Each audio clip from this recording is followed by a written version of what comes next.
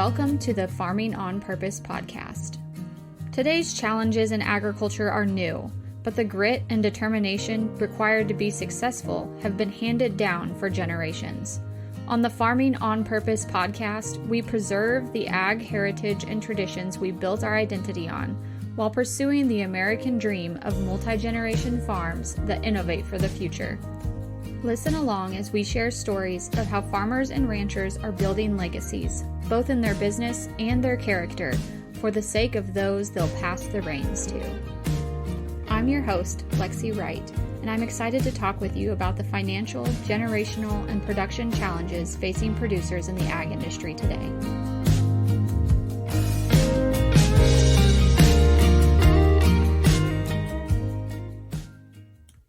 This podcast is brought to you by Back Pocket Social Marketing. And yes, this is Lexi here. This podcast has been a real passion project for me.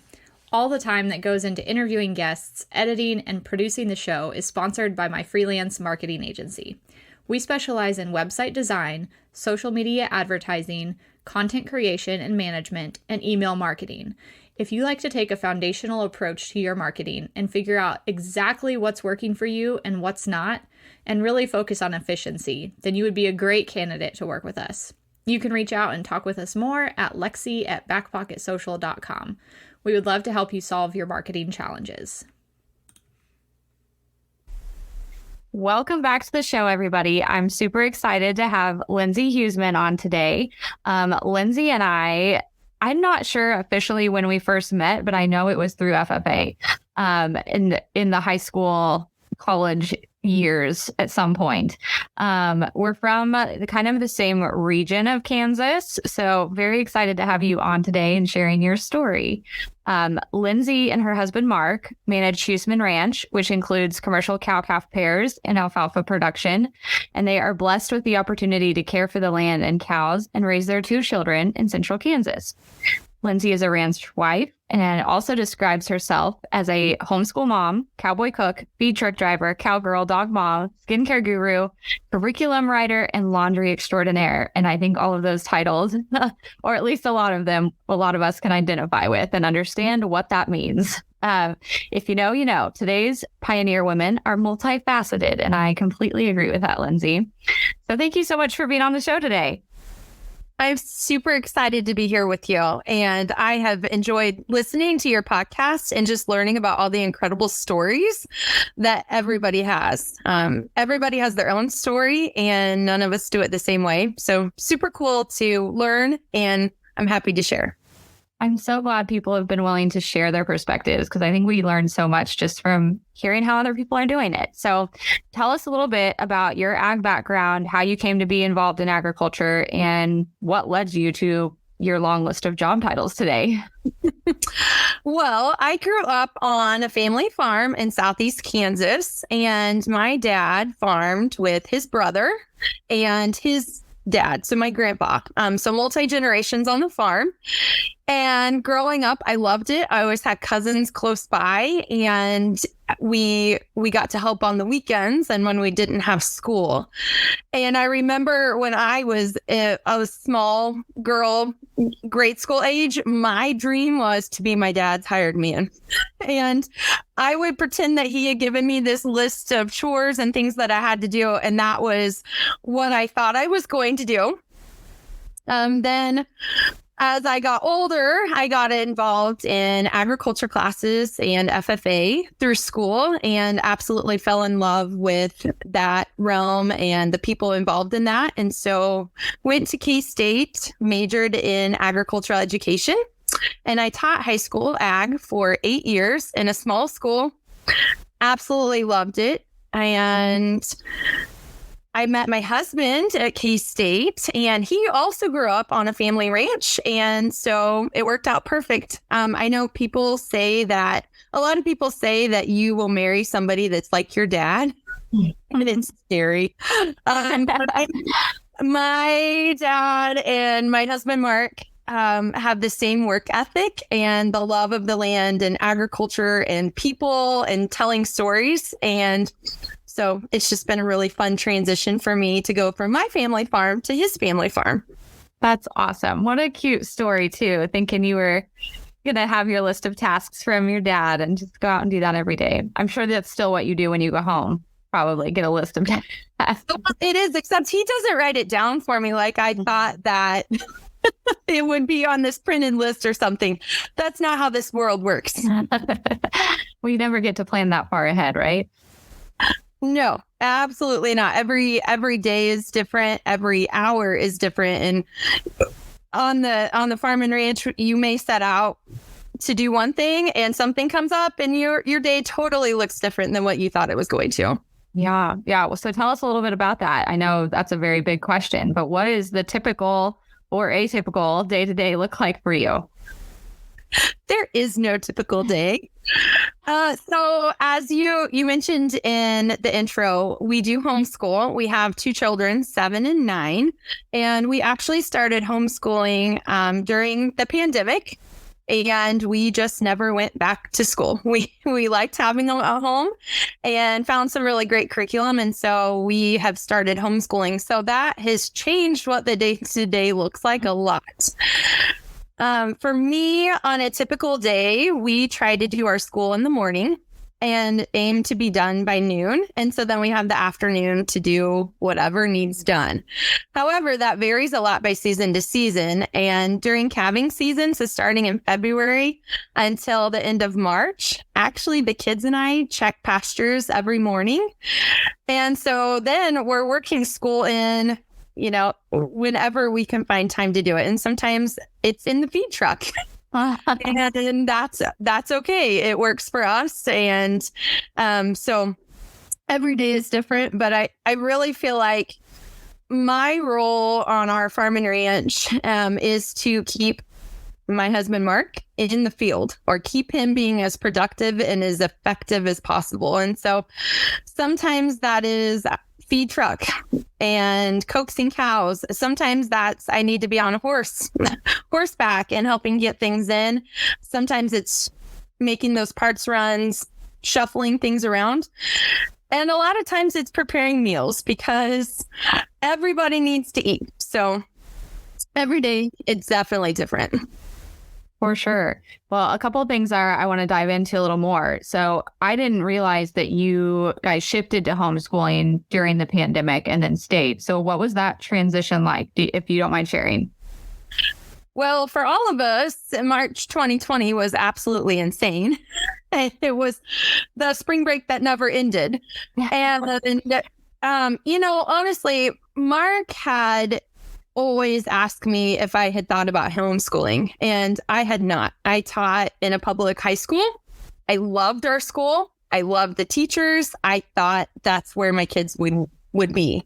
Mm-hmm. And with that little bit of nudging from my husband, and I think it was 100% selfish. He wanted the kids around here and seeing what we do and being part of that.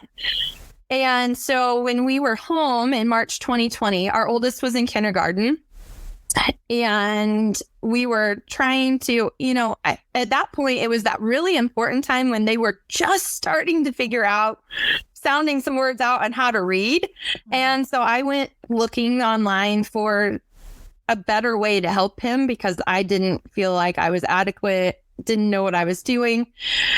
And found just really great curriculum, and then found a really good community of other moms in the area. There had always been a few homeschool families in our area, but at that point, it just boomed. And we are a really rural area, and there are at least 3 different co-ops that are within 30 minutes of a driving distance for me.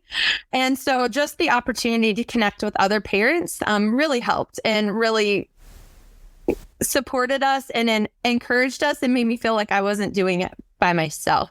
There's always somebody to ask questions to. So that's kind of how we got into it. And we just absolutely love the schedule. We love the kids are helping us work calves, and we don't have to worry about if we're getting to bed on time. We're just setting that schedule. Yeah. So was there any big surprises or adjustments then as you guys transitioned into homeschooling? What did that look like? For you, for the kids, what was it like? Well, for me, I'm a lot more tied down now. Yeah. And it does take a lot of accountability, just to yourself, because it's so easy to get distracted every day, and I would love to be outside 24/7.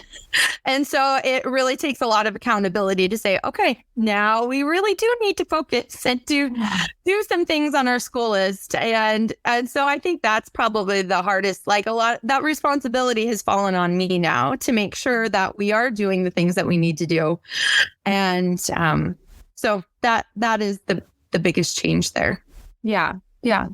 Okay. Well, very cool. I love hearing people's stories about like how they come to homeschooling. We've had quite a few folks on the podcast, not really by intention, that homeschool, but just kind of like by it happens to be a common thread. So it's interesting how everyone's stories are just a little bit different of how they come to it and what it looks like for them.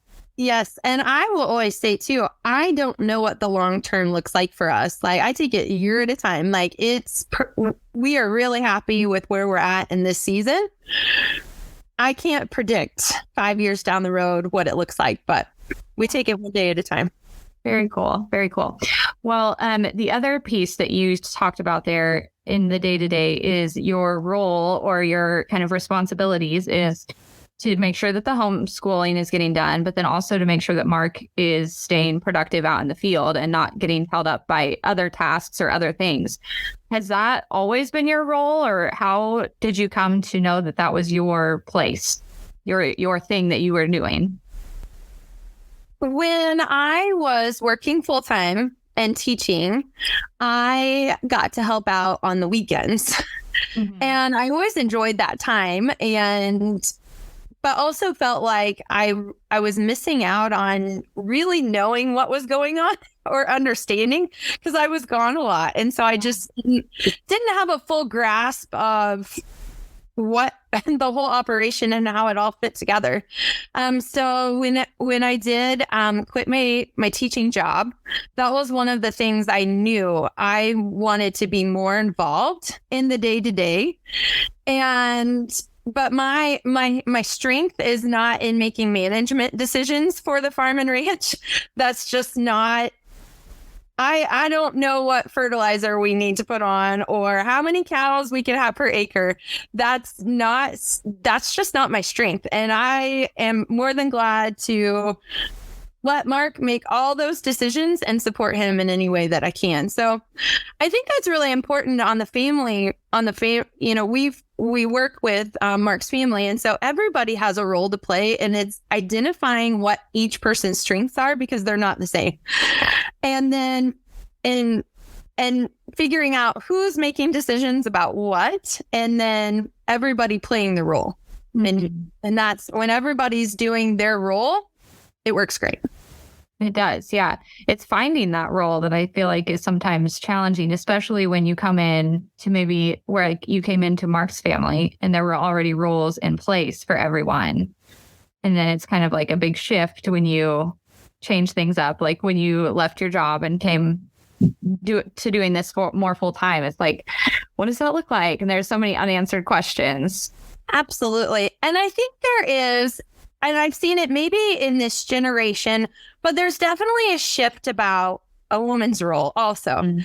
And I am a little bit more hands-on than Mark's mom would have been, in the fact of, driving a rake tractor in the summer in the hayfield and being horseback and doing some of those things. And so that's, I think that's a shift for everyone. And it's not that I have to do those things, but I enjoy those things. Mm-hmm. So that I want to do those things. Yeah. Finding the way to do the things you enjoy and also be very beneficial to the operation as a whole. Yes. It's a fun process. I say fun. It's a process. Yes. And we've all been there when we had that oops moment, right? When you cut the corner too short or did something really silly that I know my husband wouldn't have done, but it happens. I experienced that as well. I didn't grow up on a farm. I grew up on a hobby farm. And so learning to like drive equipment or be more hands-on with that kind of stuff, it's just like, it feels like a lot of responsibility because oh my gosh, if I break this or if I screw this up, it's going to be like a big deal. So it's kind of hard. I feel like there's a lot of pressure in that learning environment. Do you feel that way as well? Yes. And technology has changed so fast. The tractors that I grew up on back home, and maybe we weren't 100% up to date, so that could be part of it too. But the tractors today, when you get on them, it's like a spaceship. Yeah, I had. So the learning curve is steep, and yeah, like I never want somebody else to have to spend time fixing a mistake that I made. And that's really hard because I can't always fix things, right? I can't fix something on the tractor. right. If something's wrong with the computer on it, guess what? I can't do it myself. And sometimes that's hard to not be 100% self-reliable. Sometimes we have to just admit and ask for some help. Yeah. In all things. Yes, I struggle with that too. But that's why husbands have the skills they do to fix some things sometimes. So, okay. Let's see. I'm kind of losing my place here. I had a whole bunch of questions after that, but we went all over. I know already. Your kids have grown, so you guys have been homeschooling almost 3 years now. How has that shifted just as they get a little bit older? Because I know like the level or amount of length of time that they can focus on that versus be involved in other tasks on the farm shifts dramatically in that age range as they kind of get a little older. Yes, absolutely. Each year of school gets harder and harder and requires more time. That's an adjustment for me and the kids both.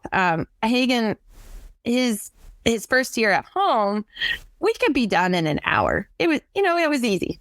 And so as we've shifted, it takes more and more time. And it's also hard. They're in different grades, first grade and third grade this year. The third grade workload is more than the first grade workload, which makes sense to you and I.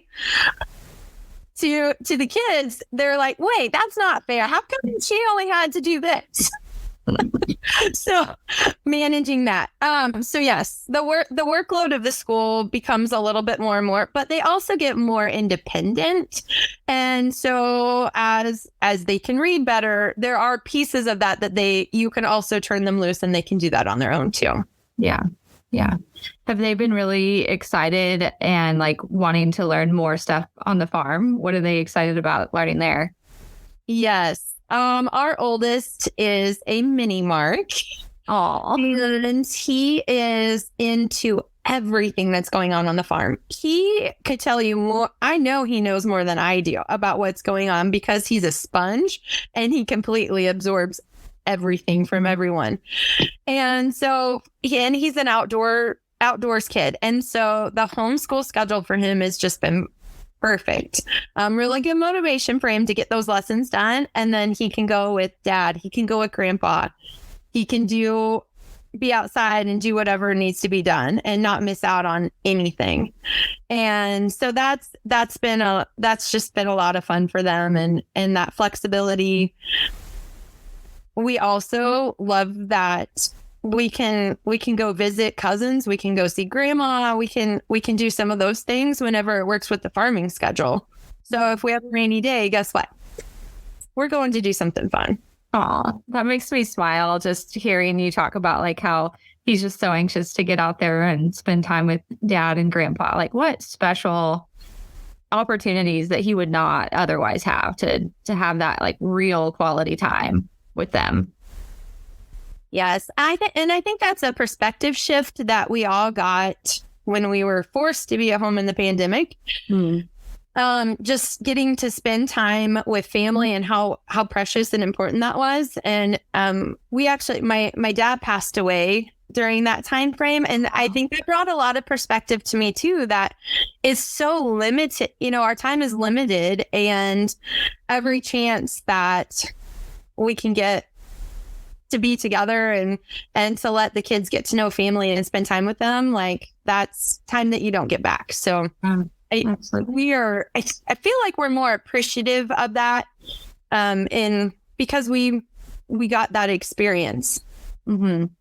And I feel like it's hard to say because it changes so quickly, but when we talk about generational transition, just having him have had that knowledge pass from his grandpa to him at such a young age, that's going to make such a huge difference.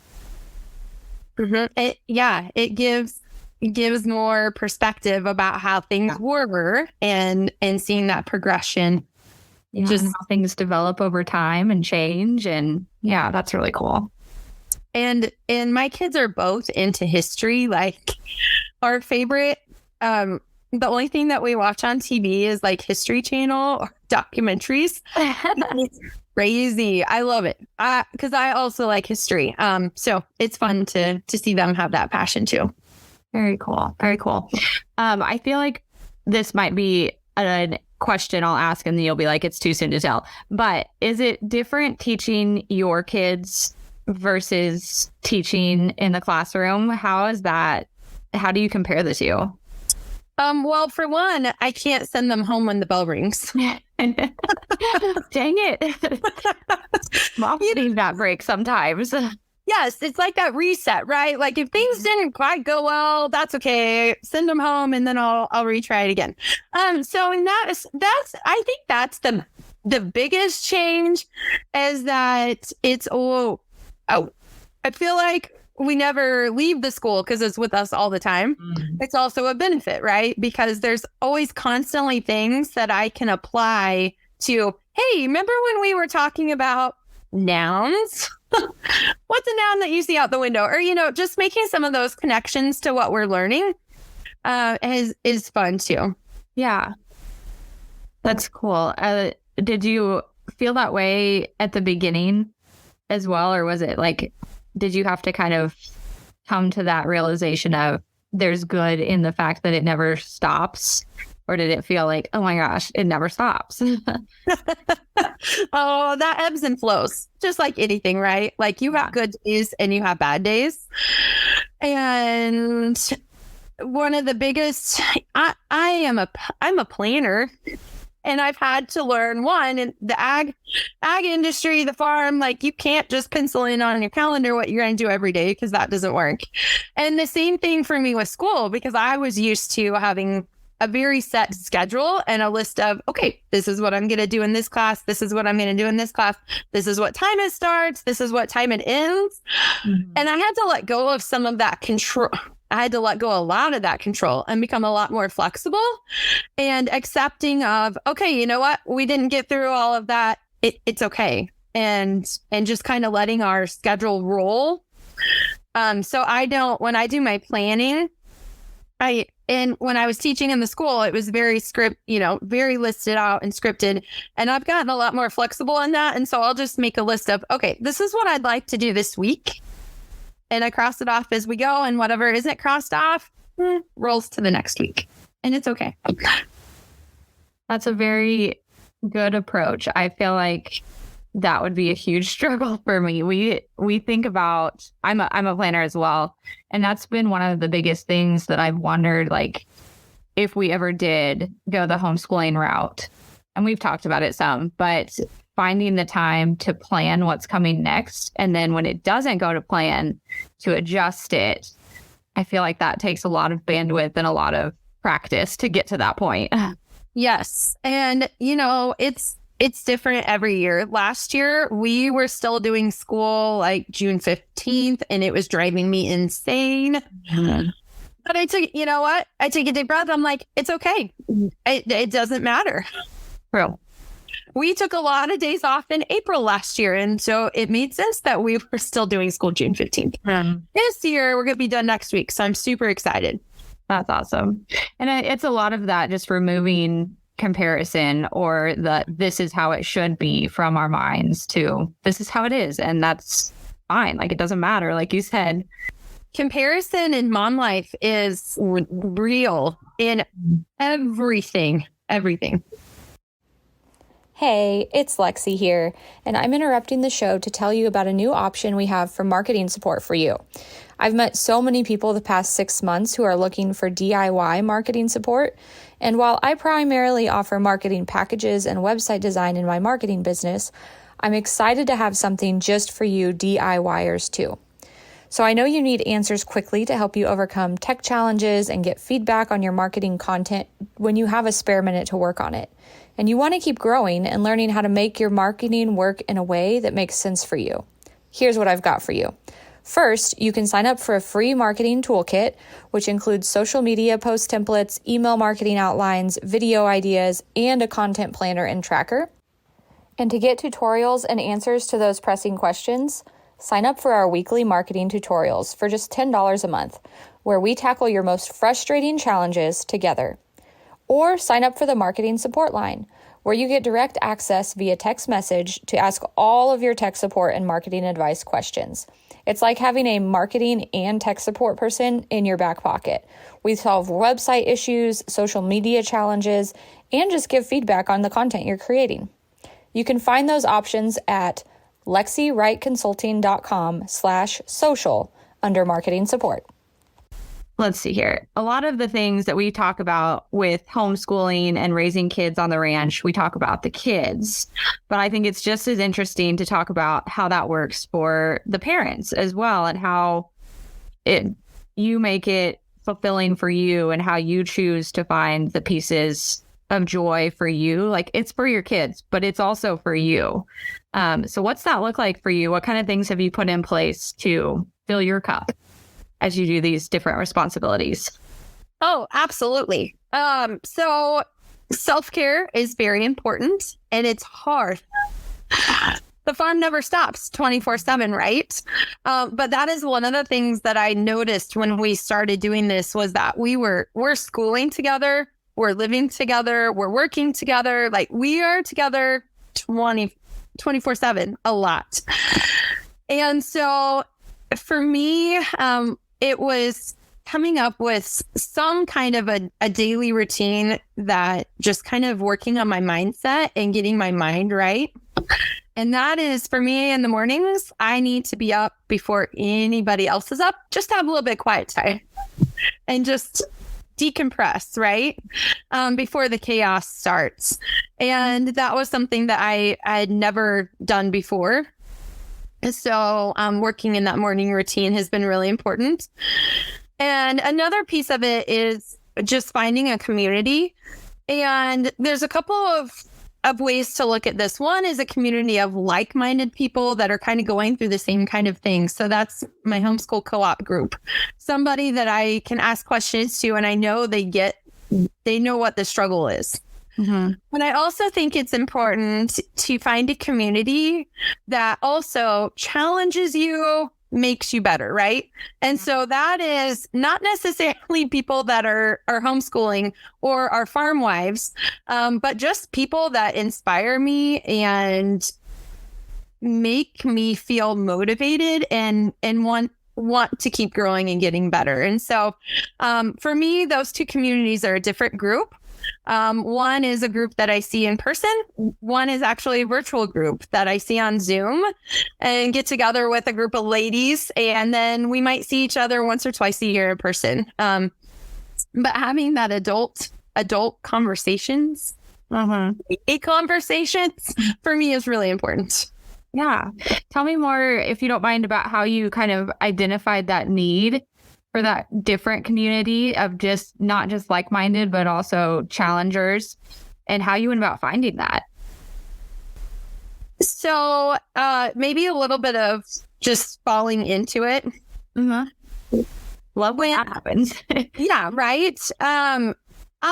It's so easy to go it alone, and living on the ranch. And I've said this to people, like, I could go weeks without seeing another human being. Yeah. Unless I force myself to, which is nice in one aspect. And then, but I know it's important because that's what makes us grow. And so when I quit teaching, I'll be honest, like I quit teaching. I didn't really know what I was going to do. help out on the ranch. And I needed something that wasn't for me, something that was mine. Mm-hmm. And that is when I had a friend reach out to me and ask me if I had ever thought about selling skincare. Mm-hmm. No, I have not thought about being a salesman or doing anything like that. And she said, well, I think you'd like it. And it took me a few months to come around to the idea of, well, what do I have to lose? I'll try it. And that is where I fell into this community of people that are not necessarily like me, but that do inspire me and challenge me to be better every day. And the things that I can learn. So we live all over the country and we work together. But more recently, I feel like it's a support group for a group of women. Mm-hmm. And, whether it's, somebody's sharing about a Bible study that they're doing and inviting, does anyone want to be part of it? Or we've done a book study before, a virtual book study, which was kind of fun, just something different. And just connecting and just supporting each other in different ways. So that's that, a community that I stumbled into. And I have been really, really thankful for some of the friendships that came out of that I would never have had any other way.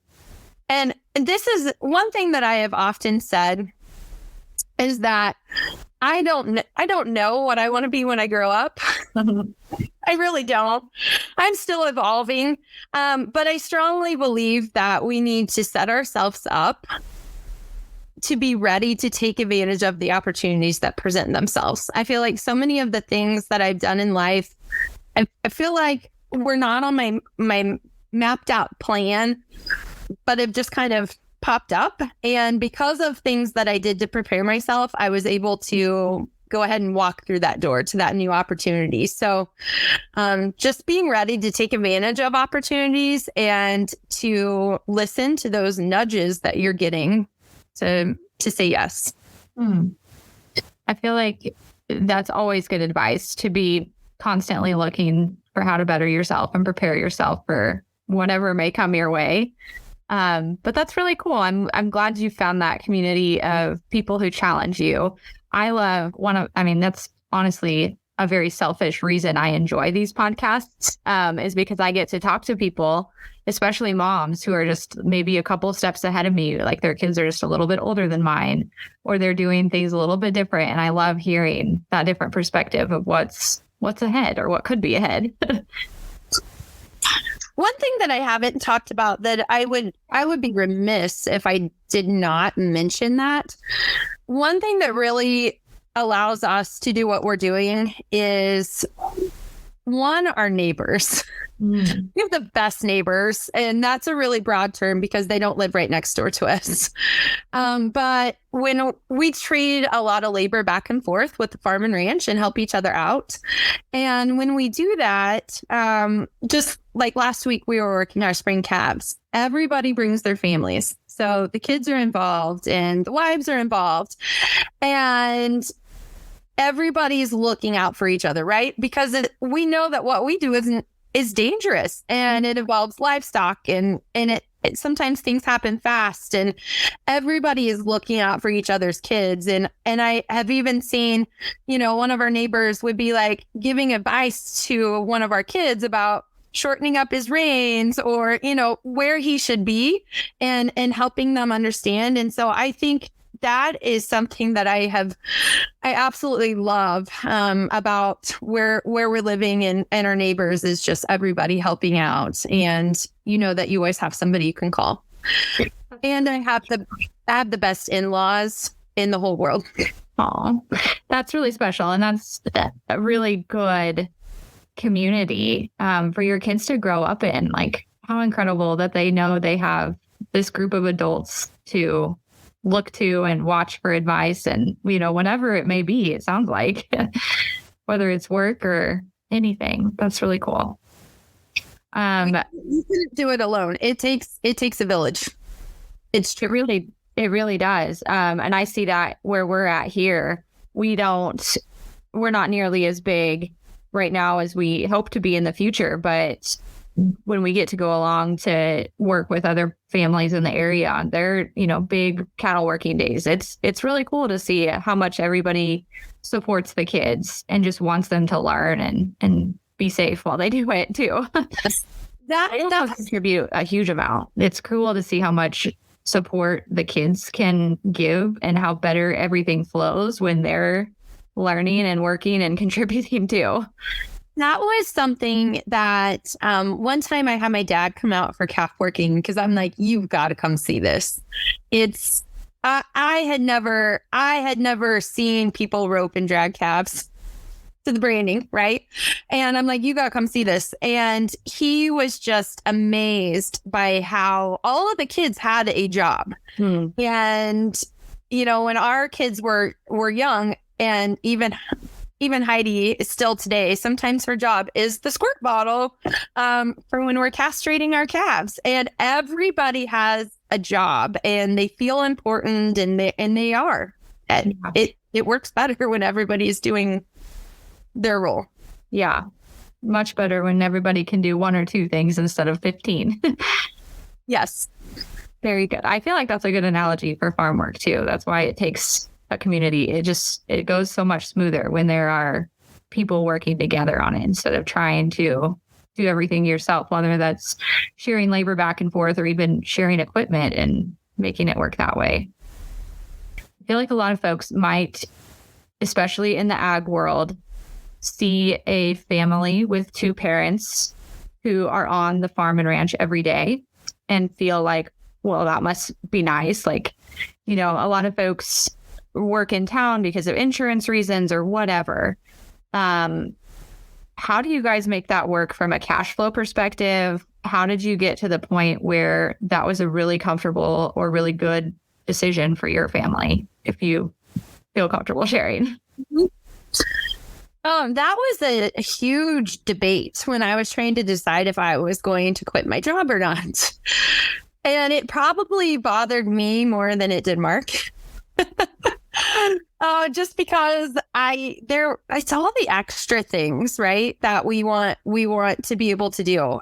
We want to be able to take a vacation every year. We want our youngest to be able to be in tumble and dance lessons and all of those things. And I think one of the things was I just had to raise my hands up and say, okay, like, if this is meant to be, like, we're going to figure out and it's going to work. And just kind of trust in the system, knowing that I had skills that I could always fall back on and use. And if I ever decided to go back to teaching, there would be a job somewhere. Right. And so I just had to jump in and see where it took us and what happened. And we have been very fortunate that we have made it. We've made it work. Insurance, we have it through the insurance marketplace. Obamacare. Thank you.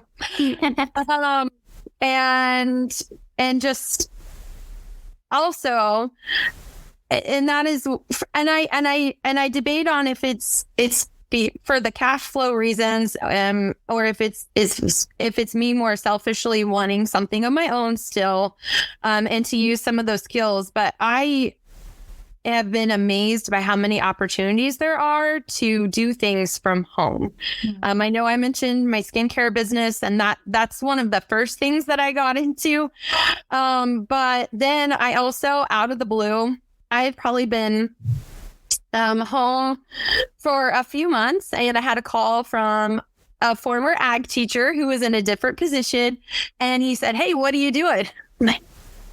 I'm at home on the farm and I have a newborn. And he asked, "Have you thought about writing any lesson plans?"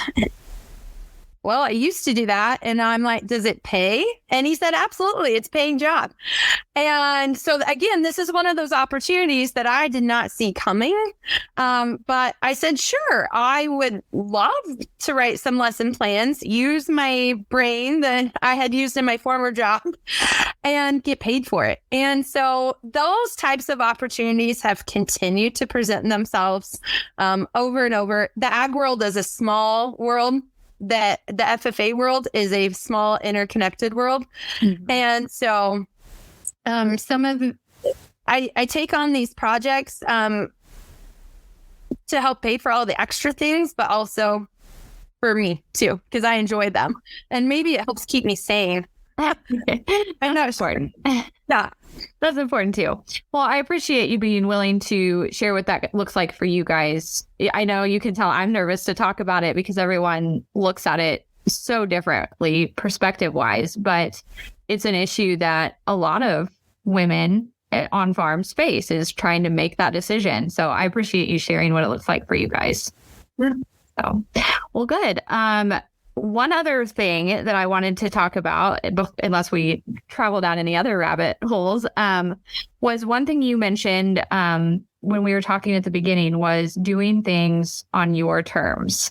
And that line really spoke to me because it's something I value a lot. And I think it's something that a lot of people are realizing a lot of value in. So I wanted to know more about what that meant to you and how that looks for you guys.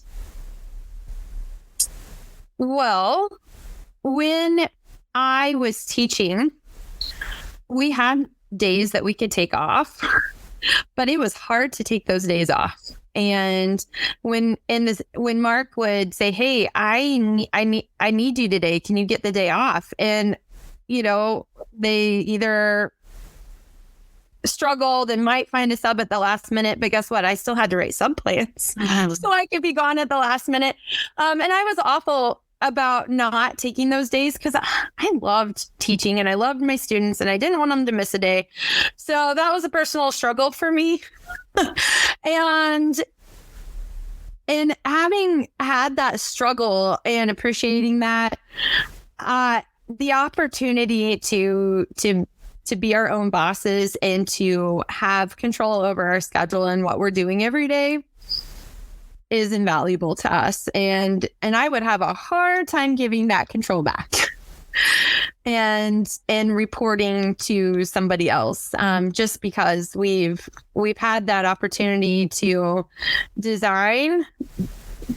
start to design our lives the way that we want to, and focusing on the priorities that we want to. And I think that it's going to make us healthier. I don't know. We embrace the crazy of the season that we're in.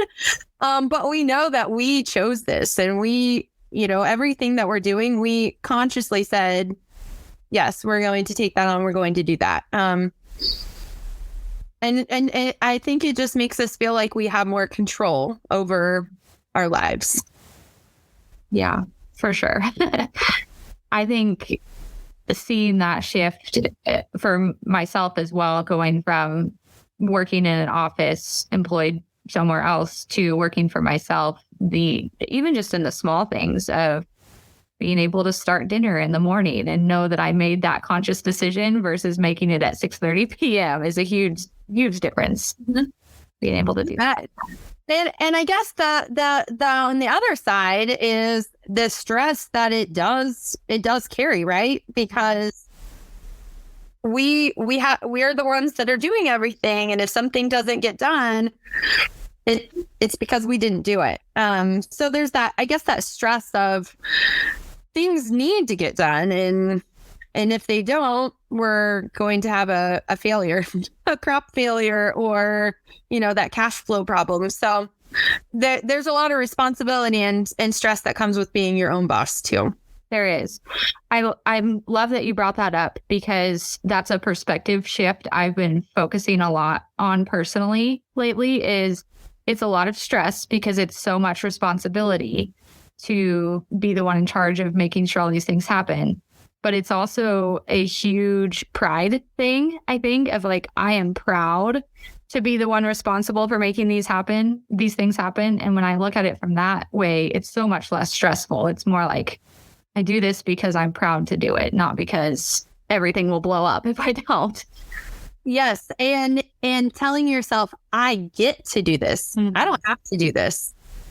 And just like, you don't have to do a podcast. You get to do a podcast. Yeah.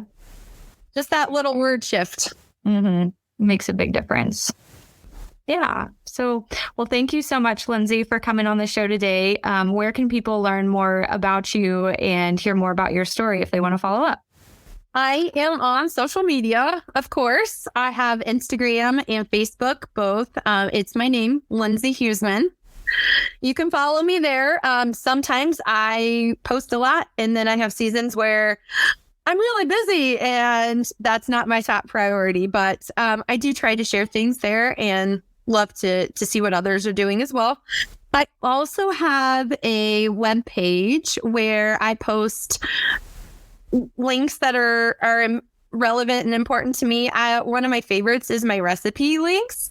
I love to share recipes that our family enjoys eating. So I always put new ones in there. And that website is onamission.bio/Lindsey Huseman. Perfect. Well, we will link those in the show notes so people can check those out. Thank you so much for sharing with us today. Thanks so much for having me.